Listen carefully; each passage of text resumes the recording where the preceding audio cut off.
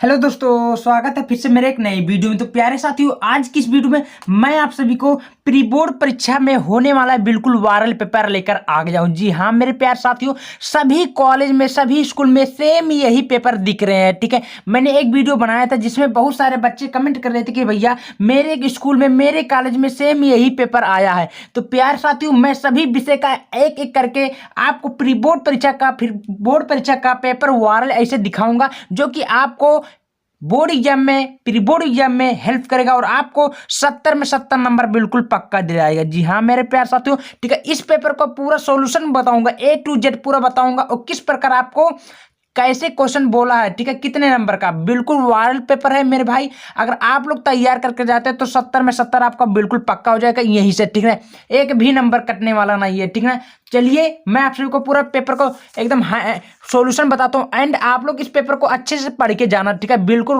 Viral paper है और सभी स्कूल में यही पेपर आ रहा है प्री बोर्ड परीक्षा का। ठीक है, और एक बात और बता दो, ये मैं बोर्ड परीक्षा 2025 के लिए भी वेरी वेरी इंपॉर्टेंट होने वाला है क्योंकि सारा प्रश्न यहीं से उठाएगा। ठीक है, बोर्ड परीक्षा में। तो चलिए मेरे प्यारे दोस्तों, इसको हम लोग क्या करते हैं, सॉल्यूशन करते हैं। उससे पहले अगर मेरे चैनल पे नए, चैनल को सब्सक्राइब कर लीजिएगा ऐसे ही वायरल पेपर के लिए। ठीक है, तो सबसे पहले यहाँ क्या बोला है, प्री बोर्ड परीक्षा 2025। ठीक है, क्लास 10 हिंदी का है बिल्कुल वायरल पेपर। ठीक है, तो प्यारे साथियों सबसे पहले देखिए, मैं आपको बता देना चाहता हूँ, समय आपको 3 घंटा 15 मिनट टोटल दिया जाएगा कक्षा 10 का। ठीक है, क्या बोला, प्रारंभ के 15 मिनट परीक्षार्थियों को प्रश्न पत्र पढ़ने के लिए निर्धारित है। केवल आपको 2 खंड है, आ और बा।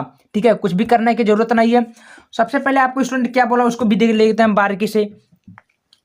क्या बोला है, खंड आ में बहुविकल्पीय प्रश्न जो कि आपको कितने मार्क्स को, जो कि आपको देखिए ये बहुविकल्पीय प्रश्न जो कि आपको एग्जाम में 1 नंबर को देखने को मिलेगा। ठीक ना, तो किस प्रकार है चलिए मैं आप सबको बताता हूं। तो सबसे पहले हमारा प्रश्न क्या बोला स्टूडेंट, देखिए कलम के नहीं, पहले क्वेश्चन मेरा पहला बोला है कि उपन्यास सम्राट माना जाता है। उपन्यास सम्राट किसे माना जाता है स्टूडेंट, देखिए 1 नंबर का बहुविकल्प में से पूछता।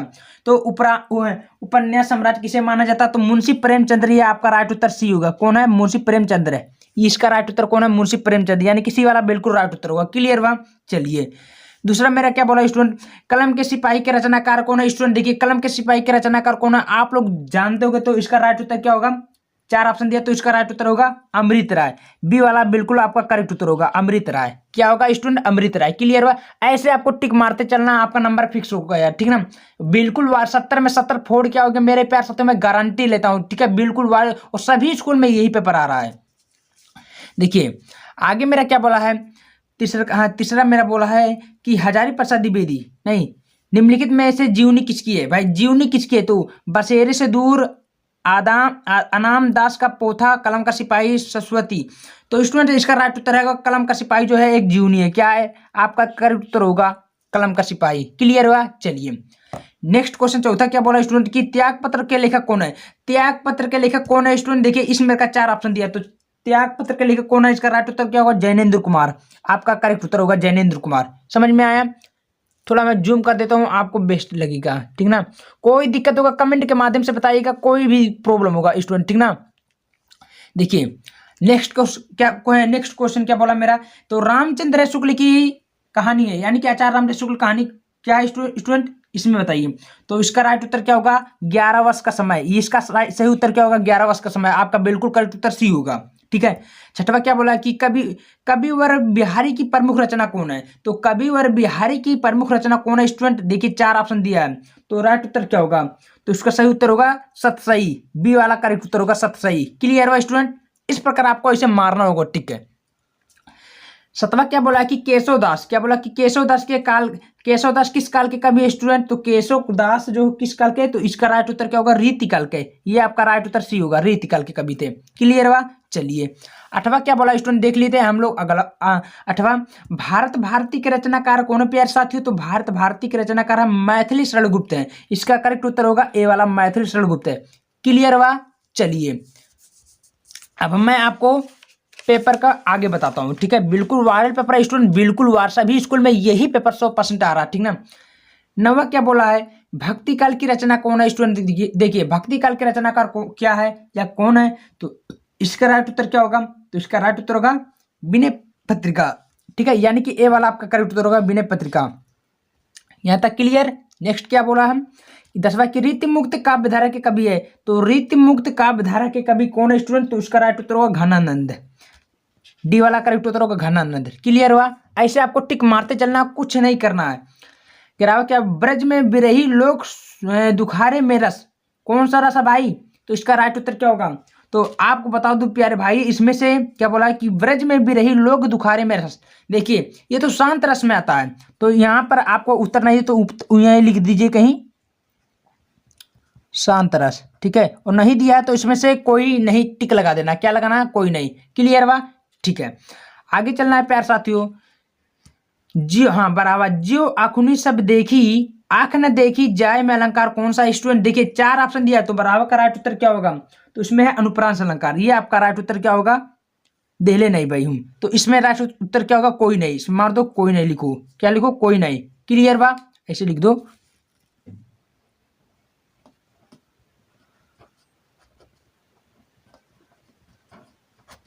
क्या है? कोई नहीं। क्लियर हुआ? ऐसे आपको मार देना होगा, जो नहीं दिया है उसको आपको कोई नहीं मार देना, ठीक ना।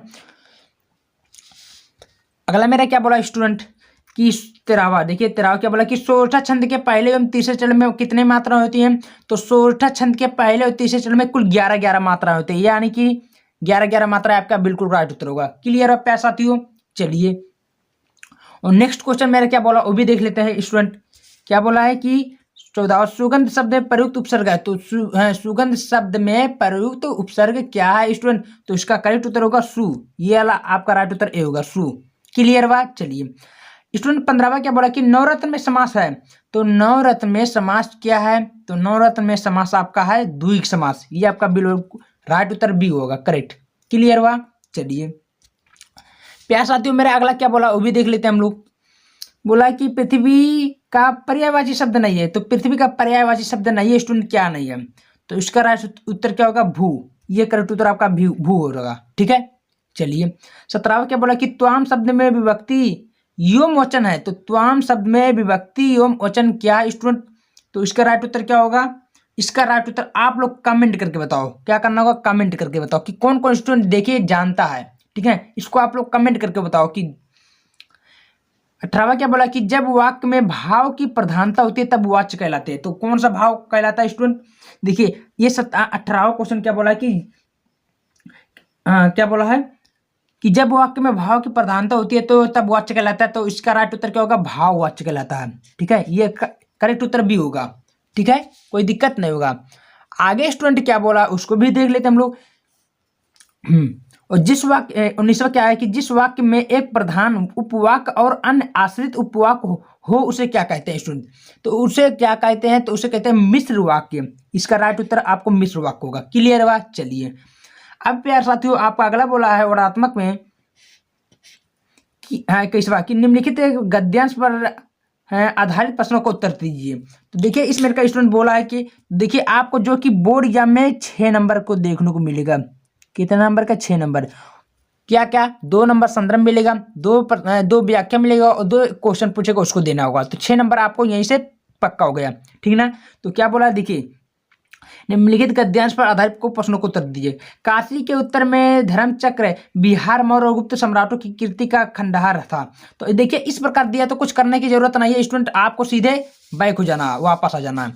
तो जो जो बोला उसको आप लोग भली भांति आराम से कर लीजिएगा, जल्दी जल्दी, कोई दिक्कत नहीं रहेगा। नहीं देखिए तो सबसे पहले स्टूडेंट देखिए क्या बोला है, उसको नहीं आता तो यहाँ पर कर सकते हैं, तो मैंने बता दिया हूँ। देखिए क्या क्या बोला, एक बार फिर से दिखा देता हूँ। आपको संदर्भ लिखना, व्याख्या करना होगा, ठीक है, कर लीजिएगा अपने मन से बना बना कर।